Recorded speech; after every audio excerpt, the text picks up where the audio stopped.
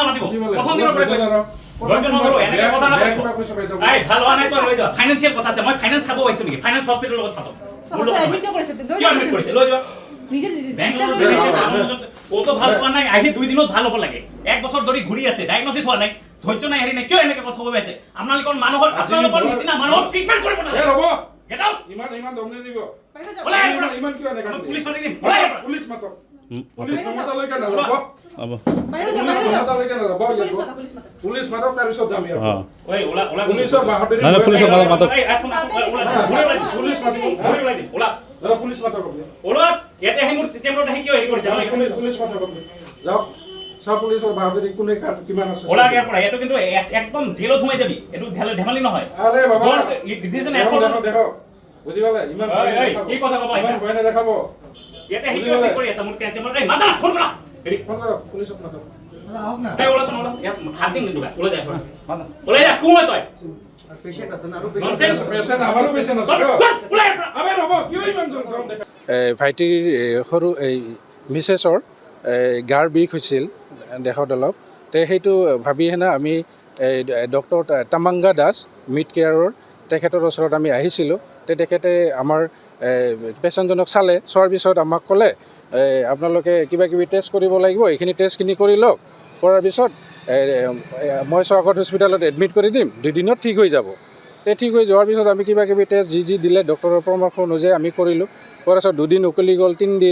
দিনৰ দিন আৰু পেচেণ্টটো আৰু বেছিহে বেয়া হ'ল হোৱাতে আমি ডক্টৰক ক'লে ধৈৰ্য ধৰা ঠিক হৈ যাব আজি 4 দিন হ'ল পেচেণ্টজন আজি আৰু উঠিবই নোৱাৰে আগতকৈ বহুত বেয়া অৱস্থা হৈ গ'ল তো হৈ যোৱাৰ পিছত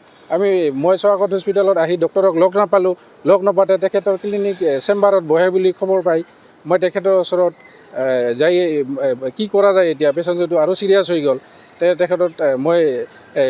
কি কয় লগ দিবৰ কাৰণে মই নাৰ্ছসকলক ক'লোঁ যে মোক ডাক্তৰৰ লগত অলপ কথা পাতিবলৈ সুযোগ দিয়ক তাৰপিছত ডাক্তৰে নাৰ্ছে মোক বহাই ৰাখিলে বহুত টাইম হোৱাৰ পিছত আকৌ মই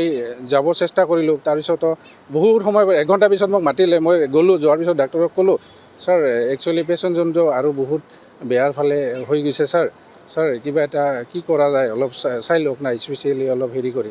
ডক্টৰে মোক ডাইৰেক্ট কৈ দিলে যে তুমি মোতকৈ বেছি জানা নেকি আৰু তুমি কি মোক আমনি কৰিব আহিছা মই কি ঠিকা লৈ ৰাখিছোঁ নেকি মই একদম গেট আউট কৰি দিম ওলাই যাবা ইয়াৰ পৰা মই চাই দিম না তুমি নিজে ডক্টৰ যদি আৰু মোক ছাজেষ্ট এডভাইচ দিব আহিছা মোক যা তা কৰি বোকা বাজ্য কৰে তাৰপিছতে মই ডক্টৰক ক'লোঁ ছাৰ আপুনি অলপ প্লিজ খং নকৰিব ছাৰ মই বহুত বিপদত আছোঁ পেচেণ্টক অলপ কিবা এটা কৰক ছাৰ ক'লে তুমি এতিয়া ওলাই নাহিলে নাৰ্ছক ক'লে ইয়াক ওলাই দেচোন গতিয়াই ওলাই দে তাৰপিছত মই ওলাই অহাতে অলপ দেৰি হোৱাতে সি ক'ল পূৰা গাঁও এনেকৈ কৰি আছে মই ইয়াত একদম কলাৰ ধৰি ওলাই দিম পুলিচ মাতি 1 মিনিটত জেলত ফৰৱাৰ্ড কৰি দিম এনেকৈ কোৱাতে মই ভয় পাই তাৰপিছত তাৰ পৰা পেচেণ্টজনৰ কথা চিন্তা কৰিব মই মানে হেৰি নহয় মই তাৰ পৰা ওলাই আহিলোঁ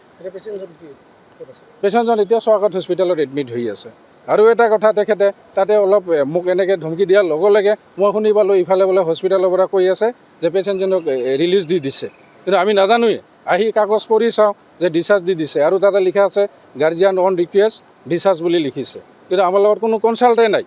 আৰু মোক এনেখিনিও কৈ দিয়ে মই বঙাইগাঁৱত মই কোনো এটা হস্পিটেলত এডমিট কৰিব নোৱাৰিব আপোনাৰ পেচেণ্টক মই এইখিনি কৰি দিম মোৰ এইখিনি ক্ষমতা আছে মই তাৰপিছত মই থানাত এতিয়া আহিছোঁ এজাহাৰ দিম মই আৰু আৰক্ষী মহাশয়ক মই অনুৰোধ কৰিম যে মানুহৰ জীৱনৰ লৈ যাতে এনেকৈ ডক্টৰে যাতে হেতালি নেখেলে আৰু মানুহে ডক্টৰক ভগৱান স্বৰূপ বুলি ভাবি মানুহে ডক্টৰৰ ওচৰত আহে কিন্তু তেখেতৰ যিটো মানে চিন্তাধাৰা এই চিন্তাধাৰাত মানুহে যে কিমানখিনি মানে তেখেতৰ ওপৰত মানুহে ভৰসা কৰিব কিন্তু মই আজি সেই ভুক্তভোগী মই আৰক্ষী প্ৰশাসনক অনুৰোধ কৰিম যে যাতে এই বস্তুটো চালি জাৰি চাই ক্লিনিকত আজি আমাৰ ফ্ৰী কেম্প আছিলে ফ্ৰী কেম্প হ'লে বহুতখিনি ভিৰ হয় আমাৰ ইয়াতে ইকো কাৰ্ডিঅ'গ্ৰাফি হয় বহুত দূৰৰ পৰা মানুহবিলাক ইকো কৰিব আহিছে বয়সস্থ মানুহ আহিছিল তাৰে মাজত এটা মোৰ পেচেণ্ট এজন এডমিট হৈ আছে পেচেণ্টৰ এটেণ্ডেণ্টৰ লগত এজন কোনোবা বাহিৰা মানুহ মই নাজানো কোন হয় পেচেণ্টৰ কিবা চিনাকি হ'ব পাৰে এওঁ দুজন সোমাই আহি মোৰ চেম্বাৰত মোক থ্ৰেটেনিং দিয়ে মোক চাই ল'ব বুলি কয় পেচেণ্ট ভাল হ'বই লাগিব বুলি এনেকুৱা আৰু কিয় ভৰ্তি কৰিছে মোক চিনি পোৱা নাই মই আপোনাক ফেমাছ কৰি দিম এইখিনি কথাও কৈছে চ' এইখিনি কথা কৈ মোক শাৰীৰিকভাৱে অপযস্ত কৰিবলৈ চেষ্টা কৰে 10-15জনমান মানুহ লৈ আনিছে তাৰপিছত মব লৈ আনে ভাগ্য ভাল মই পুলিচক মাতিছিলোঁ পুলিচ টাইমত আহি যায় আহি পেলাই মোৰ গেটত থিয় হয় মানুহখিনিক ছত্ৰভংগ দিবলৈ মোক হেল্প কৰে আৰু আহি পেলাই মোৰ আৰু তাৰ আগতে মোৰ ৰুমত আহি মোক ফিজিকেলি অবষ্ট্ৰাক্ট কৰিছে, মোৰ পেচেণ্টক সোমাব নিদিয়ে আৰু কৈছে যে মই ইয়াৰ পৰা নাযাওঁ, পুলিচক মাতক, পুলিচৰ বাহাদুৰি মই চাই ল'ম। চ' এইজন মানুহে একচুৱেলি এইটো এছল্ট হৈছে ডক্টৰৰ ওপৰত। আৰু পেচেণ্ট ইয়াতে নাই, পেচেণ্ট একদম ভাল আছে, পেচেণ্ট আগতকৈ বহুতখিনি আৰোগ্য হৈছে। 5 দিনৰ মই চাইছোঁ পেচেণ্টটো 1 বছৰৰ বেলেগৰ পেচেণ্ট, মোৰ পেচেণ্ট নহয়।